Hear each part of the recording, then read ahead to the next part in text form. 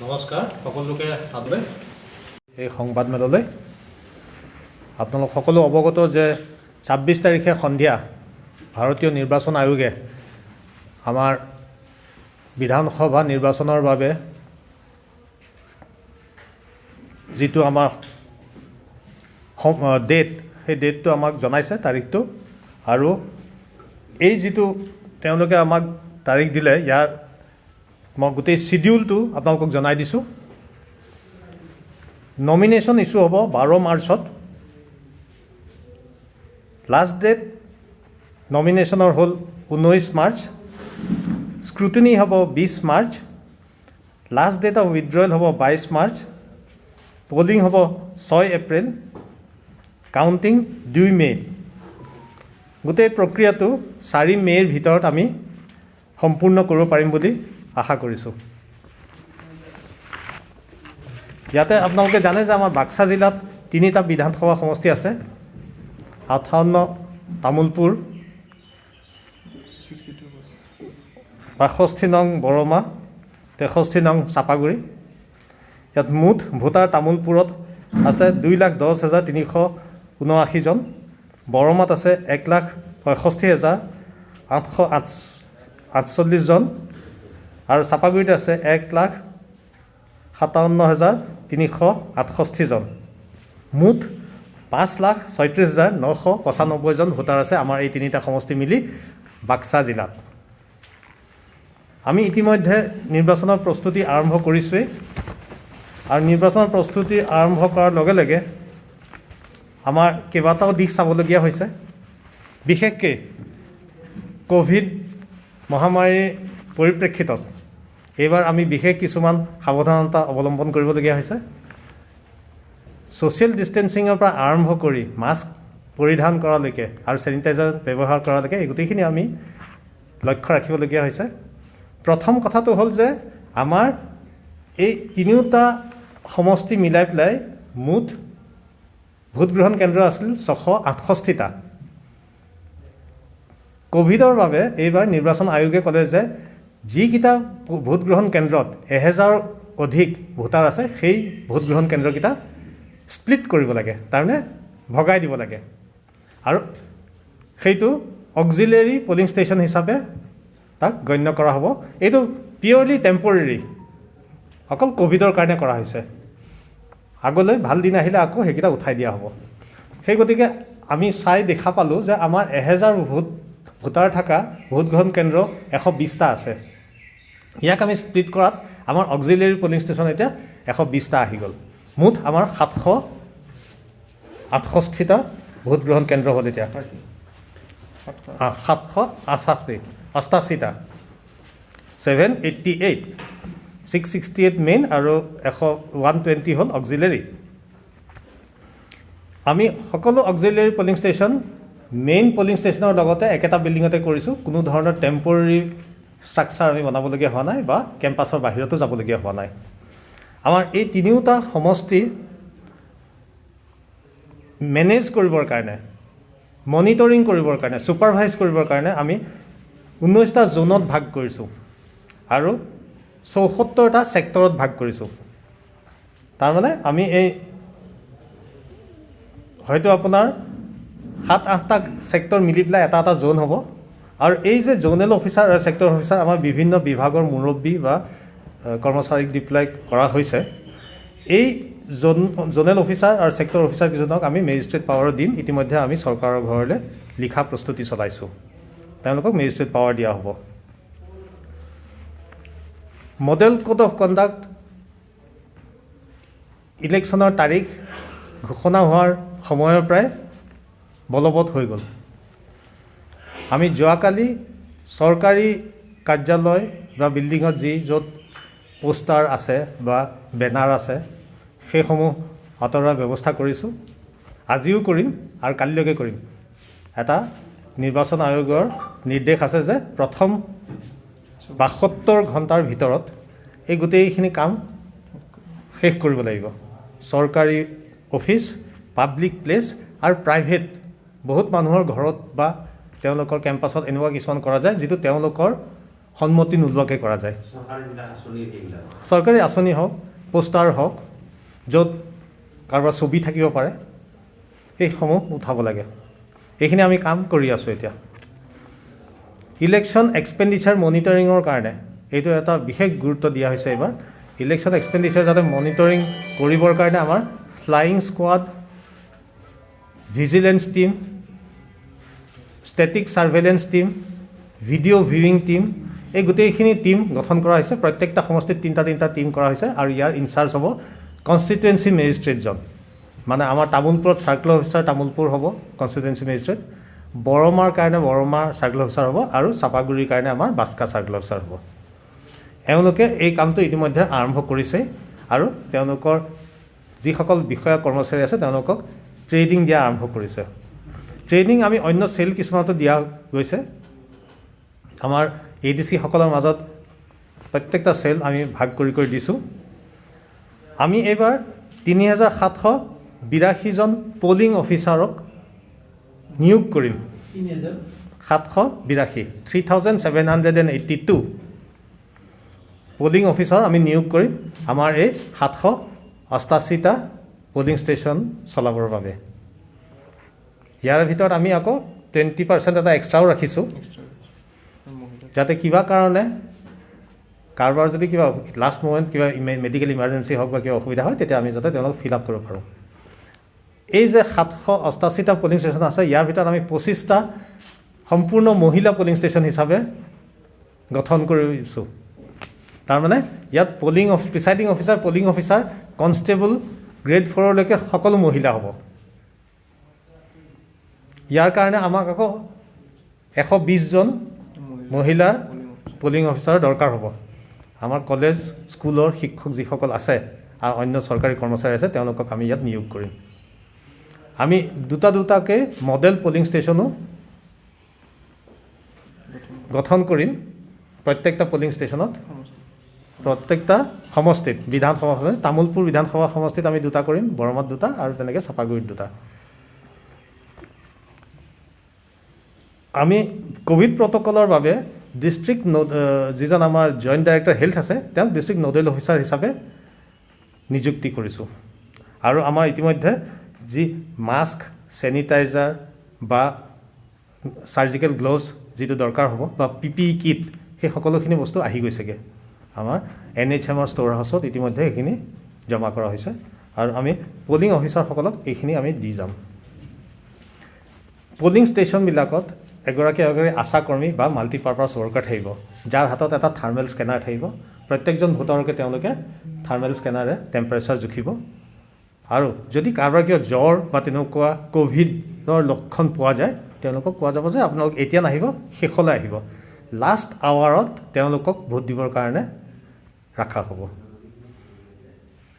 এই মানুহখিনিক স্ক্ৰিনিং কৰাৰ পিছত ভোট দিবলৈ পঠিওৱা হ'ব কাৰোবাৰ যদি মাস্ক নাই তেওঁলোকক মাস্ক দিয়া যাব কাৰণ আমাৰ তাত মাস্ক থাকিব গ্ল'ভছ দৰকাৰ হ'লে গ্ল'ভছ দিয়া হ'ব আৰু এইখিনি ওলাই অহাৰ পিছত তেওঁলোকে আকৌ যেতিয়া এইখিনি খুলি থ'ব বিশেষকৈ গ্ল'ভছখিনি খুলি থ'ব এইখিনি ৱেষ্ট ডিছপ'জেল যিটো হয় চাৰ্জিকেল বা বায়'মেডিকেল ৱেষ্ট যিটো আমাৰ হয় সেই ৱেষ্ট ডিছপ'জেলৰ কাৰণে আমি প্ৰত্যেকটা ব্লক PHCৰ যিজন ইনচাৰ্জ SDMO আছে তেওঁক দায়িত্ব দিছোঁ তেওঁৰ আণ্ডাৰত যিমানকেইটা পলিং ষ্টেচন থাকিব সেই পলিং ষ্টেচনত যিটো ৱেষ্ট জেনেৰেট হ'ল সেইখিনি তেওঁলোকে কালেক্ট কৰি পেলাই ডিছপ'জ কৰিব তেওঁলোকে ডিষ্ট্ৰয় কৰিব এইটো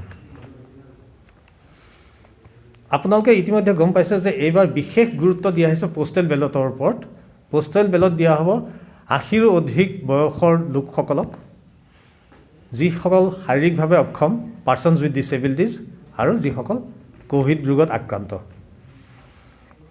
এই লোকসকলক এটা অপশ্যন দিয়া গৈছেগৈ 80ৰো অধিক হ'লেই যে তেওঁ পোষ্টেল বেলট ব্যৱহাৰ কৰিব তেনেকুৱা নহয় 90 বছৰ বয়সীয়া মানুহ এজনে ধুনীয়াকৈ খোজ কাঢ়ি আহি পেলাই ভোট গ্ৰহণ কেন্দ্ৰত ভোট দিবহি পাৰে তেওঁ আহিব বিচাৰিলে মষ্ট ৱেলকাম আমি সেইটোৱে বিচাৰোঁ তেওঁ অহাটোৱে বিচাৰোঁ কিন্তু কিবা কাৰণে তেওঁ যদি সজ্জাগত তেওঁ আহিব নোৱাৰে তেওঁ শাৰীৰিকভাৱে একেবাৰে অক্ষম 80%ৰ ওপৰ ডিছেবিলিটি তেওঁ নোৱাৰে তেতিয়াহ'লে আমি তেওঁক ঘৰতে ভোট দিয়াৰ ব্যৱস্থা কৰিম ফৰ্ম 12D বুলি এখন আছে আমি ফৰ্ম 12Dখন আমাৰ BLO সকলৰ দ্বাৰা তেওঁলোকৰ ঘৰে ঘৰে দিয়াই দিম BLO সকলে আমাক চিনাক্তকৰণ কৰিব এই যে প্ৰত্যেকটা পলিং ষ্টেচনত BLO থাকে তেওঁলোকে গাঁওবুঢ়া অংগনৱাড়ী কৰ্মী আৰু বাকী যিসকল গ্ৰাম সেৱক আছে তেওঁলোকৰ লগত লগ লাগি পেলাই এই মানুহখিনিক আইডেণ্টিফাই কৰিব, তেওঁলোকক সুধিব।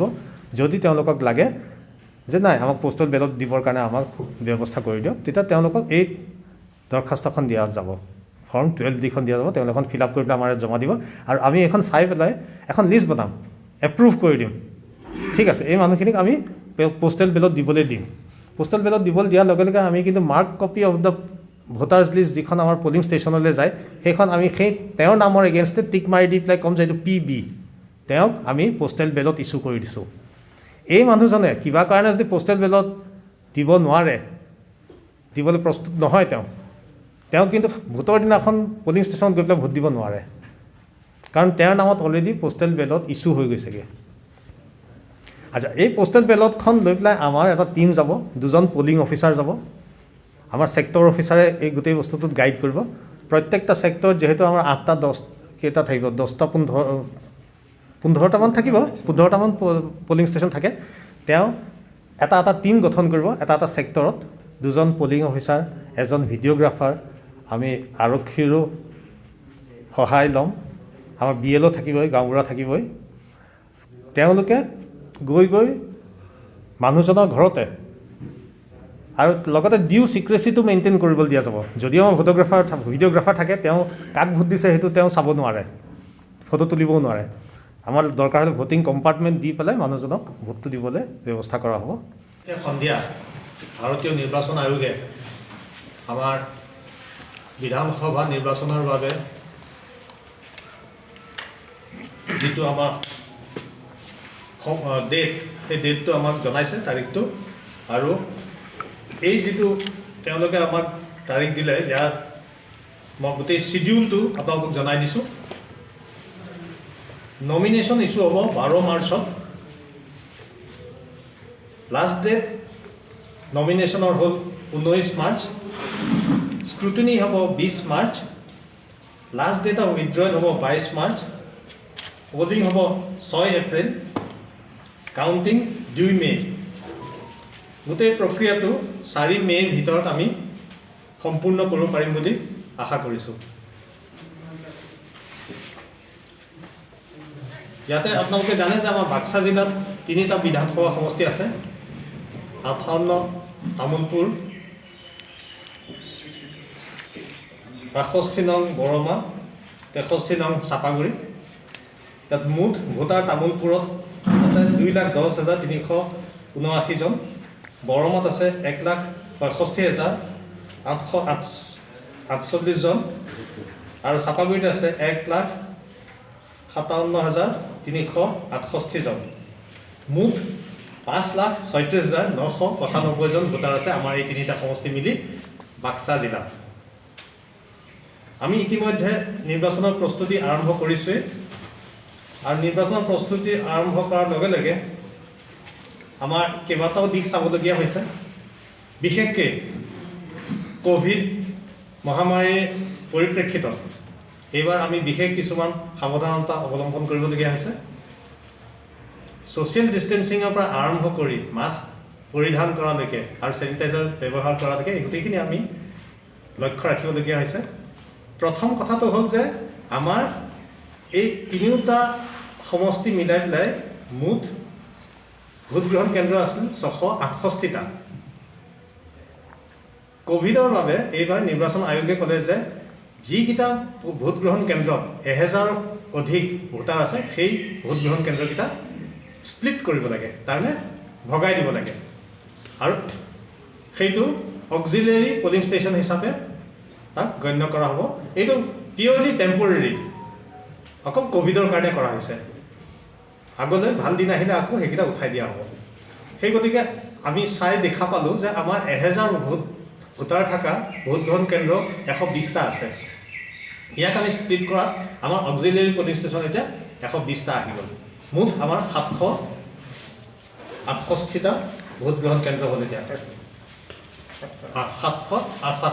788টা, 788, 668 মেইন আৰু 120 হ'ল অক্সিলেৰী। আমি সকলো auxiliary polling station main polling ষ্টেচনৰ লগতে একেটা বিল্ডিঙতে কৰিছোঁ, কোনো ধৰণৰ টেম্পৰেৰী ষ্ট্ৰাকচাৰ আমি বনাবলগীয়া হোৱা নাই বা কেম্পাছৰ বাহিৰতো যাবলগীয়া হোৱা নাই। আমাৰ এই তিনিওটা সমষ্টি মেনেজ কৰিবৰ কাৰণে, মনিটৰিং কৰিবৰ কাৰণে, ছুপাৰভাইজ কৰিবৰ কাৰণে আমি 19টা জোনত ভাগ কৰিছোঁ আৰু 74টা ছেক্টৰত ভাগ কৰিছোঁ। তাৰমানে আমি এই হয়তো আপোনাৰ 7-8টা ছেক্টৰ মিলি পেলাই এটা এটা জোন হ'ব। আৰু এই যে জোনেল অফিচাৰ আৰু ছেক্টৰ অফিচাৰ আমাৰ বিভিন্ন বিভাগৰ মুৰব্বী বা কৰ্মচাৰীক দি পেলাই কৰা হৈছে। এই জোনেল অফিচাৰ আৰু ছেক্টৰ অফিচাৰ কেইজনক আমি মেজিষ্ট্ৰেট পাৱাৰ দিম। ইতিমধ্যে আমি চৰকাৰৰ ঘৰলৈ লিখা প্ৰস্তুতি চলাইছোঁ। এই লোকসকলক এটা অপশ্যন দিয়া হৈছেগৈ, 80ৰো অধিক হ'লেই যে তেওঁ পোষ্টেল বেলট ব্যৱহাৰ কৰিব তেনেকুৱা নহয়। 90 বছৰ বয়সীয়া মানুহ এজনে ধুনীয়াকৈ খোজ কাঢ়ি পেলাই ভোট গ্ৰহণ কেন্দ্ৰত ভোট দিবহি পাৰে।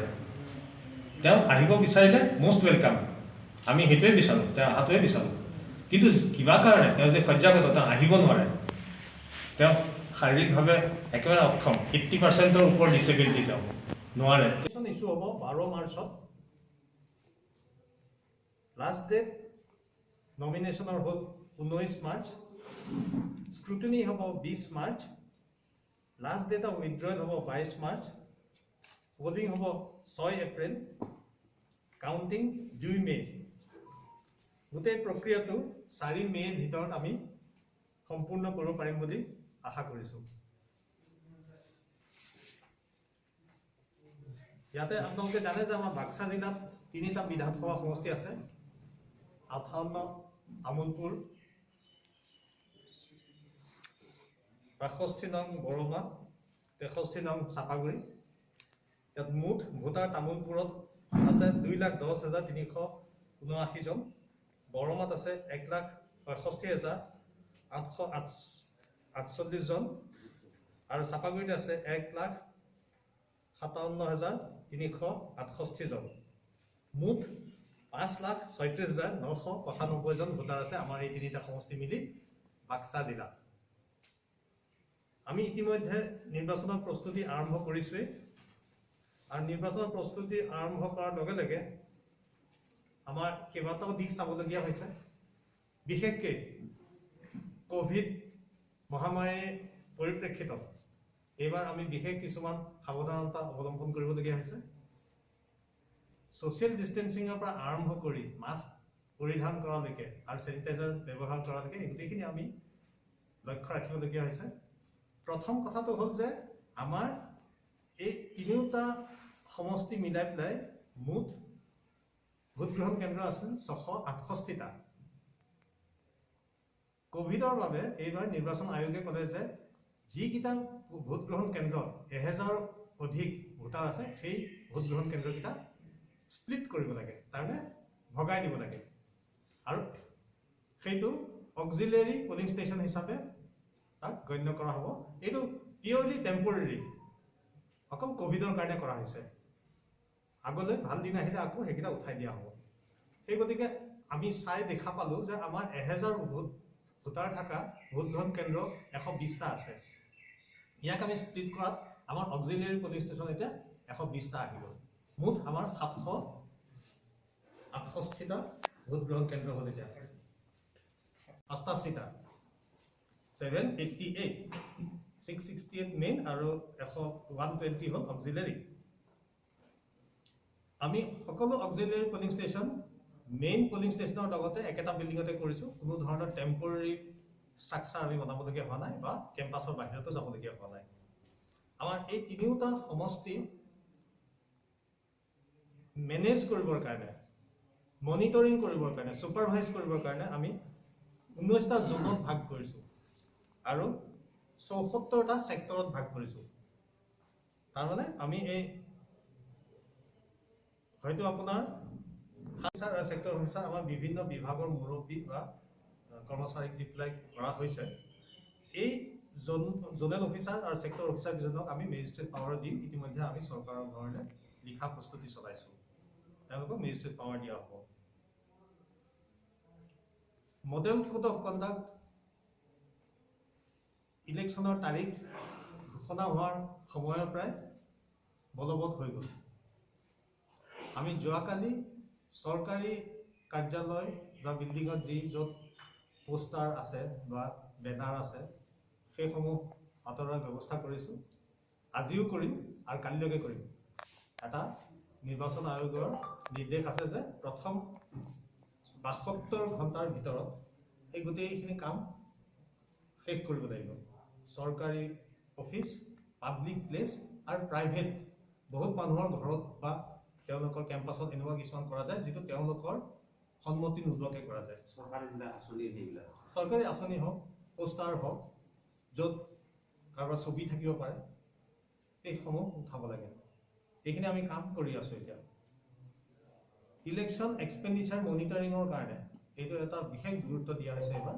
ইলেকশ্যন এক্সপেণ্ডিচাৰ যাতে মনিটৰিং কৰি static surveillance team, video' viewing team, এই গোটেইখিনি টিম গঠন কৰা হৈছে। প্ৰত্যেকটা সমষ্টিত ৩টা টিম কৰা হৈছে আৰু ইয়াৰ ইনচাৰ্জ হ'ব কনষ্টিটুৱেঞ্চি মেজিষ্ট্ৰেটজন। মানে আমাৰ তামোলপুৰত চাৰ্কল অফিচাৰ তামোলপুৰ হ'ব কনষ্টিটুৱেঞ্চি মেজিষ্ট্ৰেট, বৰমাৰ কাৰণে বৰমাৰ চাৰ্কল অফিচাৰ হ'ব আৰু চাপাগুৰিৰ কাৰণে আমাৰ বাস্কা চাৰ্কল অফিচাৰ হ'ব। এওঁলোকে এই কামটো ইতিমধ্যে আৰম্ভ কৰিছে আৰু তেওঁলোকৰ যিসকল বিষয়া কৰ্মচাৰী আছে তেওঁলোকক ট্ৰেইনিং দিয়া আৰম্ভ কৰিছে। ট্ৰেইনিং আমি অন্য চেল কিছুমানতো দিয়া গৈছে। আমাৰ ADC সকলৰ মাজত প্ৰত্যেকটা চেল আমি ভাগ কৰি দিছোঁ। আমি এইবাৰ ৩৭৮২জন পলিং অফিচাৰক নিয়োগ কৰিম। 3,782 পলিং অফিচাৰ আমি নিয়োগ কৰিম আমাৰ এই 788টা পলিং ষ্টেচন চলাবৰ বাবে। ইয়াৰ ভিতৰত আমি আকৌ 20% এটা এক্সট্ৰাও ৰাখিছোঁ, যাতে কিবা কাৰণে কাৰোবাৰ যদি কিবা লাষ্ট মোমেণ্ট কিবা মেডিকেল ইমাৰ্জেঞ্চি হওক বা কিবা অসুবিধা হয় তেতিয়া আমি যাতে তেওঁলোক ফিল আপ কৰিব পাৰোঁ। এই যে 788টা পলিং ষ্টেচন আছে, ইয়াৰ ভিতৰত আমি 25টা সম্পূৰ্ণ মহিলা পলিং ষ্টেচন হিচাপে গঠন কৰিছোঁ। IT ৰিলেটেড এপ বহুত ওলাইছে। আপোনালোকে শুনিছে চাগে এনক'ৰ আৰু সুবিধাটো যোৱাবাৰো আছিলে। সুবিধাৰ দ্বাৰা আপোনালোকে নমিনেশ্যন কৰিব পাৰে, সুবিধাৰ দ্বাৰা পাৰ্মিশ্যন ল'ব পাৰে, সুবিধাৰ দ্বাৰা আপুনি আৰু কি আছিলে এইটো নমিনেশ্যন পাৰ্মিশ্যন চি ভিজিলত কোনোবা যদি নাগৰিকে MCC ভায়লেশ্যনৰ ওপৰত কিবা কমপ্লেইন দিব বিচাৰে তেওঁ তাৰ দ্বাৰা আমাক অনলাইন কমপ্লেইনটো দিব পাৰে আৰু আমি 100 মিনিটছ 100 মিনিটৰ ভিতৰত এই গোটেই এনকুৱাৰী কৰি পেলাই ডিছপ'জ কৰিব লাগিব। এইটো ইলেকশ্যন কমিশ্যনৰ পৰ্টেলত ওলাই যাবগৈ, তেওঁলোকে এইটো মনিটৰ কৰি থাকিব। আচ্ছা, নমিনেশ্যনৰ যিটো প্ৰক্ৰিয়া হ'ল, ইয়াত এজন কেণ্ডিডেটে তেওঁ নমিনেশ্যনটো অনলাইন কৰিব পাৰে। অনলাইন এইবাৰ এইকাৰণেই কৰা হৈছে যাতে কেণ্ডিডেটসকলে যে আহি পেলাই ইয়াত ৰিটাৰ্ণিং অফিচাৰৰ ৰুমত ভিৰ কৰেহি, বহুত মানুহ আহে একেটা সময়তে, সেইটো যাতে নহয় সেইটোৰ কাৰণে এইটো সুবিধা দিয়া হৈছে যে তেওঁলোকে অনলাইন এপ্লাই কৰিব, আণ্ডাৰটেকিংটো অনলাইন দিব। কিন্তু এই সমূহ যি নথি পত্ৰ থাকিব সেইখিনি তেওঁলোকে কিন্তু আকৌ হাৰ্ড কপি হিচাপে ইয়াত জমা দিব লাগিব, তেতিয়াহে নমিনেশ্যনটো সম্পূৰ্ণ হ'ব। ইয়াৰ এটাই সুবিধা হ'ল যে নমিনেশ্যন কৰাৰ লগে লগে তেওঁ এটা তাৰিখ আৰু এটা শ্লট পাই যায়গৈ যে আমুক তাৰিখে 10 বজাৰ শ্লটটো আপোনাক দিয়া হৈছে। সেই শ্লটটো আকৌ আন এজন কেণ্ডিডেটক দিয়া নাযায়, নেক্সট হয়তো 12 বজাৰ শ্লটটো বেলেগ এজনক দিয়া যাব। ইয়াতে যাতে আমি এটা ষ্টেগাৰ কৰি দিলোঁ যাতে কেণ্ডিডেটবিলাক একেলগে থুপ খাই নাযায়। আমাৰ ইয়াত নমিনেশ্যন দিবলৈ আহোঁতেও তেওঁলোকৰ লগত 2জন মানুহে আহিব পাৰিব, কেণ্ডিডেট আৰু 2জন।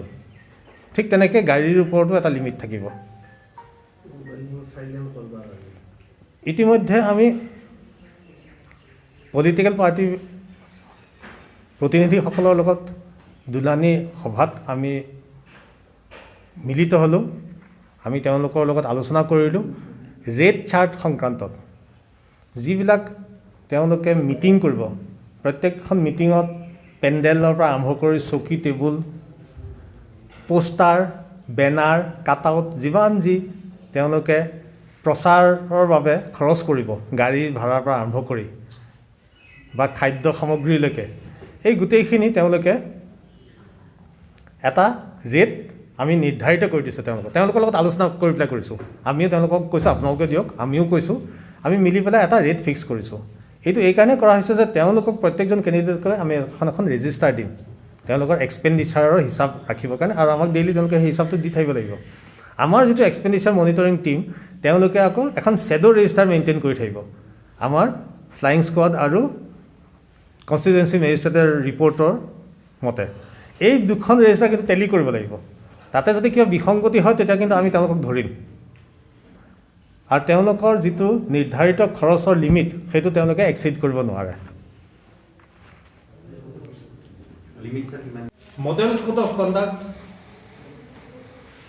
ইলেকশ্যনৰ তাৰিখ ঘোষণা হোৱাৰ সময়ৰ পৰাই বলবৎ হৈ গ'ল আমি যোৱাকালি চৰকাৰী কাৰ্যালয় বা বিল্ডিঙত য'ত পোষ্টাৰ আছে বা বেনাৰ আছে সেইসমূহ আঁতৰোৱাৰ ব্যৱস্থা কৰিছোঁ আজিও কৰিম আৰু কালিলৈকে কৰিম এটা নিৰ্বাচন আয়োগৰ নিৰ্দেশ আছে যে প্ৰথম 72 ঘণ্টাৰ ভিতৰত এই গোটেইখিনি কাম শেষ কৰিব লাগিব চৰকাৰী অফিচ পাব্লিক প্লেচ আৰু প্ৰাইভেট বহুত মানুহৰ ঘৰত বা তেওঁলোকৰ কেম্পাছত এনেকুৱা কিছুমান কৰা যায় যিটো তেওঁলোকৰ সন্মতি নোলোৱাকৈ কৰা যায় চৰকাৰী আঁচনি হওক পোষ্টাৰ হওক য'ত কাৰোবাৰ ছবি থাকিব পাৰে সেইসমূহ উঠাব লাগে এইখিনি আমি কাম কৰি আছোঁ এতিয়া ইলেকশ্যন এক্সপেণ্ডিচাৰ মনিটৰিঙৰ কাৰণে এইটো এটা বিশেষ গুৰুত্ব দিয়া হৈছে এইবাৰ ইলেকশ্যন এক্সপেণ্ডিচাৰ যাতে মনিটৰিং কৰিবৰ কাৰণে আমাৰ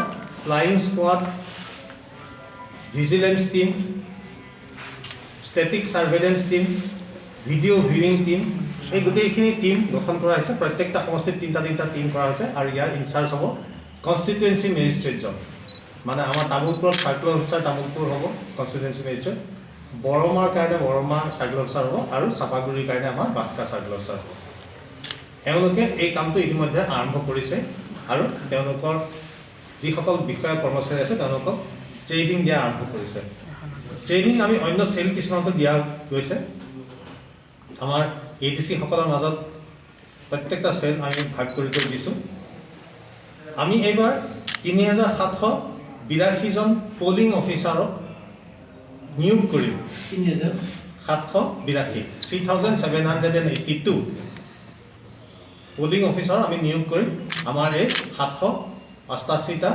পলিং ষ্টেচন চলাবৰ বাবে ইয়াৰ ভিতৰত আমি আকৌ 20% এটা এক্সট্ৰাও ৰাখিছোঁ যাতে কিবা কাৰণে কাৰোবাৰ যদি কিবা লাষ্ট মোমেণ্ট কিবা মেডিকেল ইমাৰ্জেঞ্চি হওক বা কিবা অসুবিধা হয় তেতিয়া আমি যাতে তেওঁলোকক ফিল আপ কৰিব পাৰোঁ এই যে 788টা পলিং ষ্টেচন আছে ইয়াৰ ভিতৰত আমি 25টা সম্পূৰ্ণ মহিলা পলিং ষ্টেচন হিচাপে গঠন কৰিছোঁ তাৰমানে ইয়াত presiding officer polling officer constable grade 4লৈকে সকলো মহিলা হ'ব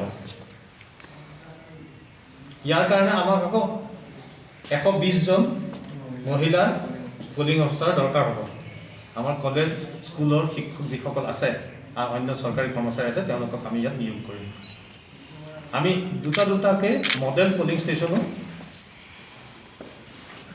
গঠন কৰিম প্ৰত্যেকটা পলিং ষ্টেচনত প্ৰত্যেকটা সমষ্টিত বিধানসভা তামোলপুৰ বিধানসভা সমষ্টিত আমি 2টা কৰিম বৰমাত 2টা আৰু তেনেকৈ চাপাগুৰিত 2টা ডিষ্ট্ৰিক্ট যিজন আমাৰ জইণ্ট ডাইৰেক্টৰ হেল্থ আছে তেওঁ ডিষ্ট্ৰিক্ট নডেল অফিচাৰ হিচাপে নিযুক্তি কৰিছোঁ আৰু আমাৰ ইতিমধ্যে যি মাস্ক চেনিটাইজাৰ বা চাৰ্জিকেল গ্ল'ভছ যিটো দৰকাৰ হ'ব বা PPE কিট সেই সকলোখিনি বস্তু আহি গৈছেগৈ আমাৰ NHMৰ ষ্ট'ৰ হাউচত ইতিমধ্যে এইখিনি জমা কৰা হৈছে আৰু আমি পলিং অফিচাৰসকলক এইখিনি আমি দি যাম পলিং ষ্টেচনবিলাকত এগৰাকী আশা কৰ্মী বা মাল্টিপাৰ্পাছ ৱৰ্কাৰ থাকিব যাৰ হাতত এটা থাৰ্মেল স্কেনাৰ থাকিব প্ৰত্যেকজন ভোটাৰকে তেওঁলোকে থাৰ্মেল স্কেনাৰে টেম্পাৰেচাৰ জুখিব আৰু যদি কাৰোবাৰ কিবা জ্বৰ বা তেনেকুৱা ক'ভিডৰ লক্ষণ পোৱা যায় তেওঁলোকক কোৱা যাব যে আপোনালোক এতিয়া নাহিব শেষলৈ আহিব লাষ্ট আৱাৰত তেওঁলোকক ভোট দিবৰ কাৰণে ৰখা হ'ব PB তেওঁক আমি পোষ্টেল বেলট ইছ্যু কৰি দিছোঁ এই মানুহজনে কিবা কাৰণে যদি পোষ্টেল বেলট দিব নোৱাৰে দিবলৈ প্ৰস্তুত নহয় তেওঁ কিন্তু ভোটৰ দিনাখন পলিং ষ্টেচন গৈ পেলাই ভোট দিব নোৱাৰে কাৰণ তেওঁৰ নামত অলৰেডি পোষ্টেল বেলট ইছ্যু হৈ গৈছেগৈ আচ্ছা এই পোষ্টেল বেলটখন লৈ পেলাই আমাৰ এটা টিম যাব 2জন পলিং অফিচাৰ যাব আমাৰ ছেক্টৰ অফিচাৰে এই গোটেই বস্তুটো গাইড কৰিব প্ৰত্যেকটা ছেক্টৰ যিহেতু আমাৰ 8টা 10 কেইটা থাকিব 10টা 15 15টামান থাকিব, 15টামান পলিং ষ্টেচন থাকে। তেওঁ এটা টিম গঠন কৰিব, এটা ছেক্টৰত 2জন পলিং অফিচাৰ, এজন ভিডিঅ'গ্ৰাফাৰ, আমি আৰক্ষীৰো সহায় ল'ম, আমাৰ BLO থাকিবই, গাঁওবুঢ়া থাকিবই। তেওঁলোকে গৈ মানুহজনৰ ঘৰতে আৰু লগতে ডিউ ছিক্ৰেচিটো মেইনটেইন কৰিব দিয়া যাব। যদিও ভিডিঅ'গ্ৰাফাৰ থাকে, তেওঁ কাক ভোট দিছে সেইটো তেওঁ চাব নোৱাৰে, ফটো তুলিবও নোৱাৰে। আমাৰ দৰকাৰ হ'লে ভোটিং কম্পাৰ্টমেণ্ট দি পেলাই মানুহজনক ভোটটো দিবলৈ ব্যৱস্থা কৰা হ'ব। যদি কিবা কাৰণে তেওঁ সেইদিনাখন উপস্থিত নাথাকে ঘৰত, ছেকেণ্ড চান্স এটা দিয়া যাব যে আমি আজি তেওঁক নাপালোঁ, আমি অহা আমুক তাৰিখে আহিম, সেইদিনাখন যাতে তেওঁ থাকে। সেইদিনাখনো যদি তেওঁ নাথাকে আৰু চান্স দিয়া নাযায়, তেওঁ ভোটাধিকাৰ সাব্যস্ত কৰিব নোৱাৰিব।